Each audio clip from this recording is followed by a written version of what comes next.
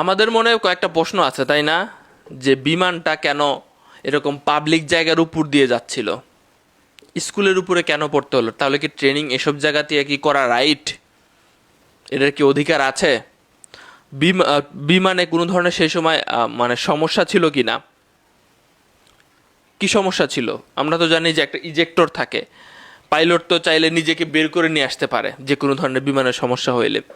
আপনাদের মনে আরও অনেক প্রশ্ন ছিল যে সাথে কি আর কেউ ছিল না, সাথে কি আর কেউ ছিল না, কন্ট্রোল রুমের সাথে লাস্ট কি কথা হয়েছে, এই পাইলট কি অভিজ্ঞ, এই তৌকির কি অভিজ্ঞ ছিল? মানে আমরা দেখেছি অনেকেই আশায় ছিল তৌকির হয়তো বা আছেন, কিন্তু সর্বশেষ সংবাদ অনুযায়ী তিনি আর নাই, না ফেরার দেশে চলে গেছেন।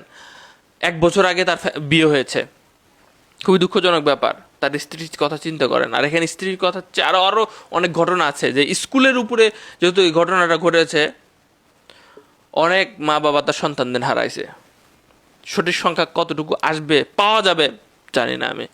তো যেটা এখনো পর্যন্ত উত্তর পাওয়া গেছে সেটা হচ্ছে এইটা তিনি একা চালাচ্ছিলেন এবং এটা তার প্রথম একা চালানো। অনেকে অবাক হচ্ছেন, প্রথম একা চালানো মানে? তো আবার এই এরিয়াতে কেমনি কি ভাই? আগের অনেক স্টেপ আছে, হ্যাঁ। এই একটা স্টেপে তো একা চালাইতে হবে, প্রথম তো একদিন হবে। আজকে পরিবারের আনন্দের দিন ছিল, আজকে পরিবারের আনন্দের দিন ছিল যে সে একা একা উঠবে, তার সাথে কোনো কোপাইলট থাকবে না, একা একা সেটা চালাবে। এই ট্রেনিংয়ের এটা প্রথম ধাপ, সোলো ট্রেনিং বলে এটাকে। সো সেখানে এমন ধরনের ঘটনা ঘটেছে। আমি একটা আর্টিকেল, মানে একজন লিখেছে, আমি এটা সত্যি কথা, ঠিক আছে, আপনি নিউজপত্র পত্রিকা চলে এসেছে যে এইটা তিনি একা একাই চালাচ্ছিলেন এবং প্রথম একা একা চালানো তার। এর আগের স্টেপগুলো তিনি ভালোভাবে পাশ করেছেন এবং দক্ষ পাইলট হলেই তবে অনুমতি আসে এইসব এরিয়াতে ওড়ার। আমি একটা লেখা পড়ি, আপনি বুঝতে পারবেন আপনারা ভালো মতো। যে আজ ছিল তৌকিরের solo flight training. Solo flight training হলো একজন পাইলটের ট্রেনিংয়ের সর্বশেষ ধাপ। ফাইটার জেট অপারেট করার জন্য একজন পাইলট যে হাই স্কিল্ড সেটাই প্রমাণিত হয় এই সোলো ফ্লাইটের মাধ্যমে। ট্রেনিংয়ের এক পর্যায়ে পাইলটকে নেভিগেটর বা কো পাইলট বা কোনো প্রকার ইনস্ট্রাক্টর ব্যতীত একক ফ্লাইট অপারেট করতে হয়। ফ্লাইট লেফটেন্যান্ট তৌকির আজ সেরকম একটা ট্রেনিংয়ে ফ্লাইট অপারেট করছিলেন। যে কোনো প্রকার ট্রেনিং ফ্লাইট সিভিলিয়ান এরিয়া থেকে দূরেই হয়ে থাকে, মানে মানুষজন যেখানে থাকে ট্রেনিংগুলো দূরেই হয়ে থাকে, আমরা তো এটা জানতাম। তবে সোলো ফ্লাইটগুলা সাধারণত আরবান এরিয়াতে হয়ে থাকে। আর আরবান এরিয়াতে এ ধরনের সেন্সিটিভ ফ্লাইট অপারেট করার জন্য পাইলটকে যথেষ্ট পরিমাণে আপনার কোয়ালিফাইড হতে হয়। তো তৌকির এমনই একজন পাইলট ছিল, দক্ষ পাইলট ছিল, ঠিক আছে।